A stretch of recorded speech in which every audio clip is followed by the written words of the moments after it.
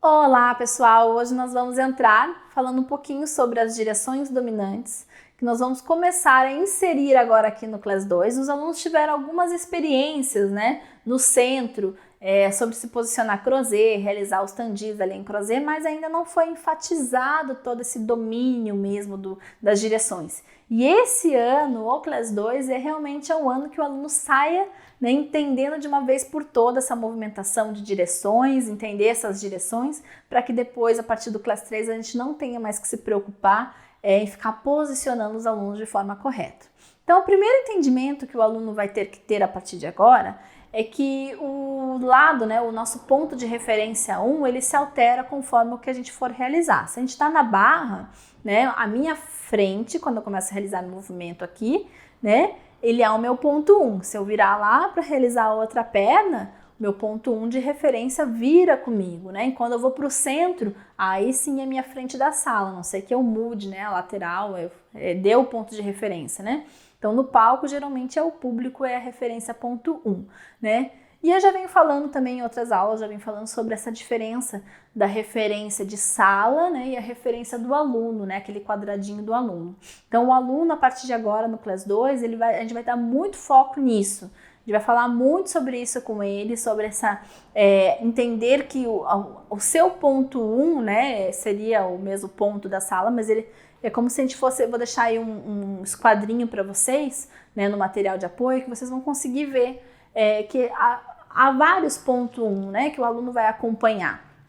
E entender isso faz com que o aluno se posicione de forma correta. Então, o ponto 8 da sala nem sempre é o ponto 8 do aluno. Então, assim, a diagonal do aluno é diferente. Então, conseguir respeitar esse quadrado é uma das nossas metas aqui para esse ano, né, o Class 2. Um Class 1, geralmente os alunos tiveram alguma experiência, mas ainda não conseguem respeitar muito isso. E o Class 2 nós vamos cobrar muito essa movimentação correta dentro de sala, tanto na barra quanto no centro. Nós vamos falar muito sobre, enfatizar muito esse domínio, né? Então, assim, é a primeira vez agora no Class 2 que eles vão ter a experiência de utilizar os effacés, écartés, né?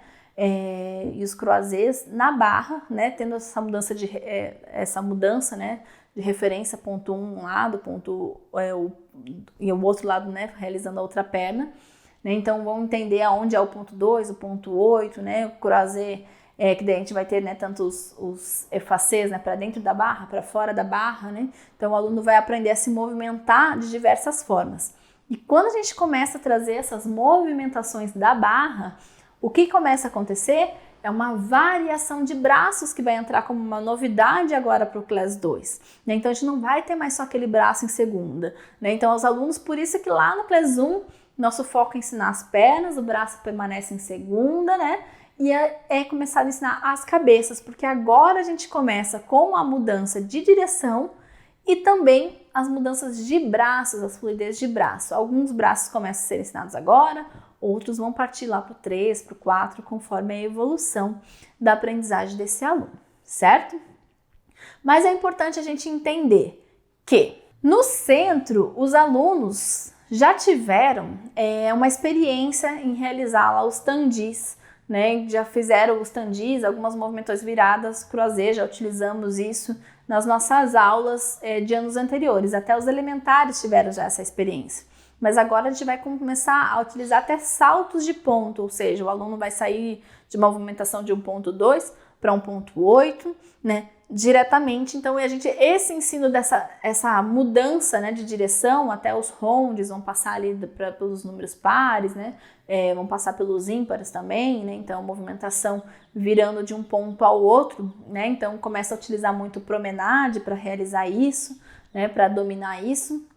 Então, vai entrar muitas movimentações diferentes agora no Class 2. Juntamente com isso, lógico que a gente tem que focar naquela cabeça bem estendida. Então, se não foi ensinado isso no Class 1, se você falhou ali no ensino da cabeça bem posicionada no centro, né? Na diagonal, quando realiza aquele port de bras, quando realiza até uma reverência, né? Essa cabeça mais alta, tudo isso. Então, é mais uma coisa que você vai estar tendo que agregar no ensino agora do Class 2, que era uma coisa que você não precisaria fazer. Então, assim, como é importante a gente respeitar o conteúdo, né, necessário para cada ano. Então, aquele conteúdo lá de Class 1 tem que estar bem aplicado para que a gente possa ir para um 2, né, para que depois a gente consiga inserir novas coisas, né. Se você começa a deixar a limpeza daquele movimento para depois, né, que você não exige muito dos alunos, você mostra, mas os alunos não fazem, né, a gente vê às vezes muito isso. Você mostra, né, mas os alunos estão matando o movimento, mas o professor também não cobra de os alunos realizarem aquela cabeça naquele lugar, não volta o exercício, explica novamente, né. Então, assim, é importante que a gente tenha seja um pouquinho mais Caxias ali, né, que a gente realmente cobre um pouquinho mais aquelas movimentações, porque a gente vai depender delas, né. Então, agora aqui no Class 2 vocês vão ver muito isso, como a gente depende daquelas movimentações aprendidas no Class 1.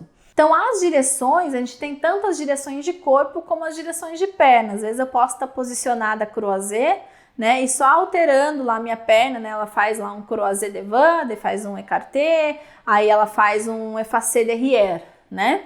Então, isso é uma coisa que a gente já utilizou lá no Class 1. Então, agora a gente pode também realizar com uma direção do corpo se alterando, né, que exige aquele calcanharzinho ali do promenade trabalhando.